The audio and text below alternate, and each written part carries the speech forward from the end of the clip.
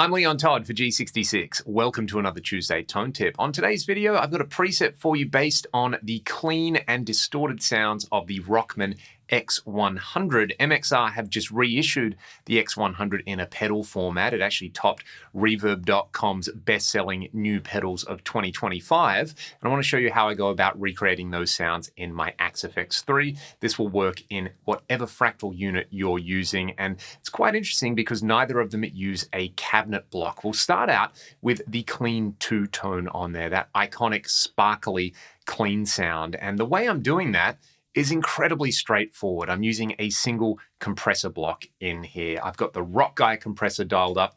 I've just set the compression to 7, turned the tone all the way up, and then I've set the level to taste on here. Now, a really important part of this sound is, in my opinion anyway, using a combination of single coil pickups on your guitar. So I've got a Strat with the neck and middle single coils selected. Let's just have a listen to that DI tone on there.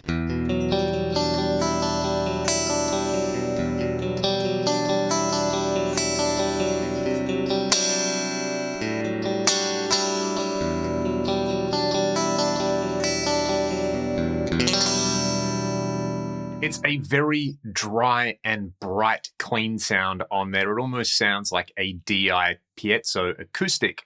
What we want to do to that is sweeten it up with some chorus. And what I'm using in here is the analog stereo chorus, rate at 0.25 hertz, depth at 20%, delay time at 20%, and in the expert mode, the auto depth is off. Let's have a listen to what this adds. This is a magic combination. It's so simple, just a compressor and a chorus, yet it sounds like the golden era of clean sounds from the 80s.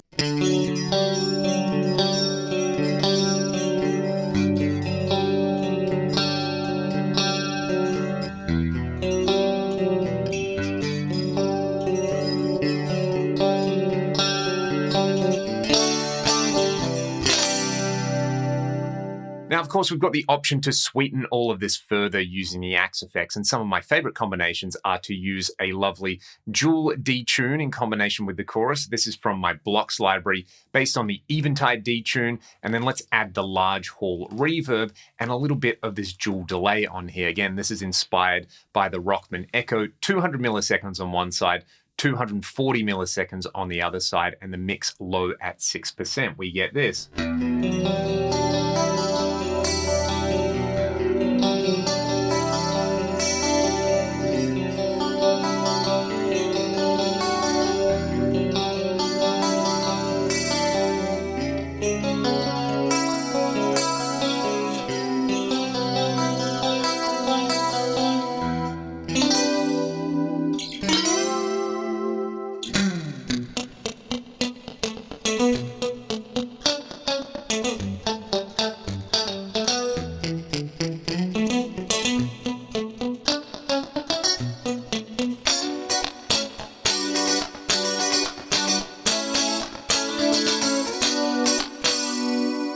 Put that in a mix with a bunch of lush sounding synthesizers, a Lin-style drum machine, and a big pumping bass, and it will cut through perfectly. Let's have a crack at the distortion mode on here now. And I did measure my X100, both the original headphone version and the new pedal version on there.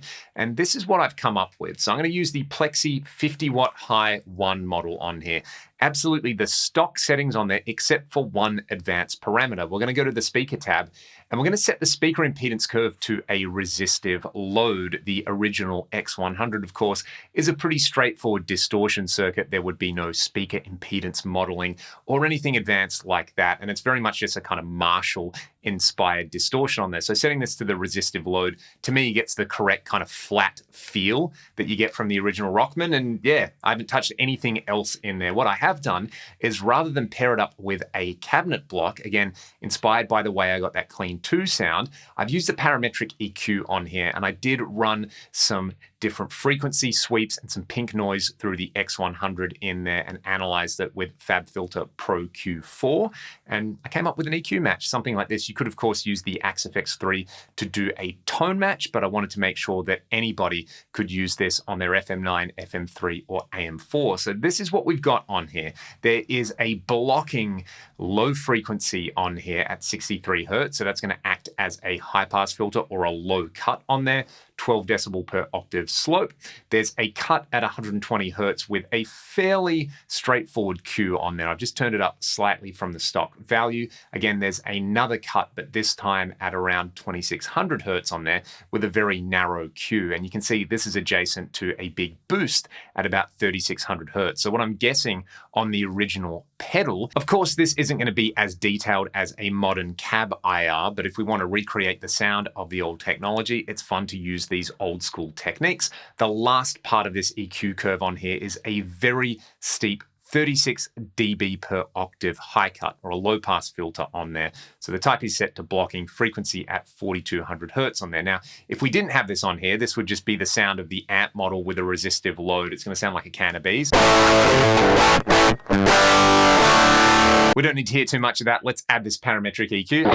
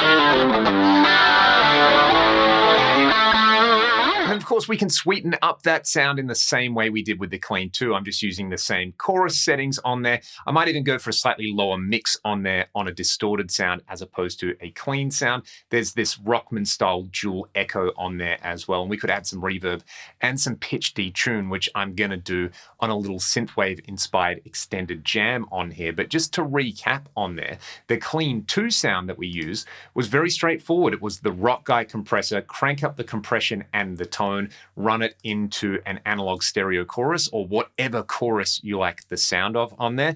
2 blocks, you get that classic clean sound from the 80s on there, and you can sweeten it up with things like pitch detune, delay, reverb, anything you like on there. You could run that into a cabinet IR, or you could run it into the tube pre-amp model in the amp block to further sweeten it up and use some studio processing tricks. And then for the distortion mode on there, we just took a stock Plexi model. Again, you could use this trick with any Marshall-inspired model you like on there. We changed the impedance curve to a resistive load. If you don't like the way that sounds, of course, you've got a lot more authentic options in there. And we paired it up with this old school speaker simulator in here using a 5-band parametric EQ. There's a subtle low cut, there's a drastic high cut, there's sort of a resonant peak around 3600 hertz adjacent to a cut at 2600 hertz on there, and a little bit more low mids pulled out on there. So again, just kind of emulating that, let's say, straightforward or primitive approximation of a cabinet IR. You could try this approach with a real cab IR